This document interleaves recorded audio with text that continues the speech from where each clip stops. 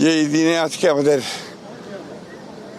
স্বাধীনতার আরেকজন সংগ্রামী নেত্রী দেশীয় নেত্রী বেগম খালেদা জিয়া আজকে আমাদের মাঝে নেই। আজকে আমরা অত্যন্ত সাহসী বোধ করছি। 200-র বেশি সার্ভিস ও ফিচারে লেনদেনের সব বিকাশ অ্যাপে সম্ভব। যে আজকে আমাদের নেতা জনাব তারেক রহমান সাহেব নির্বাচনে জয়যুক্ত হয়ে আমাদেরকে নেতৃত্ব দিচ্ছেন এবং নতুন একটি বাংলাদেশ গড়ার শপথ আমরা সবাই নিয়েছি।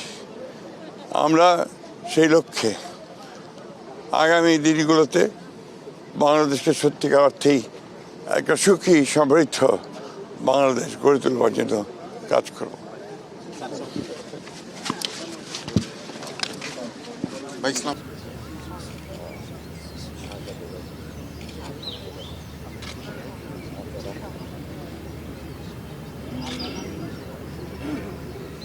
প্রধান বিচারপতি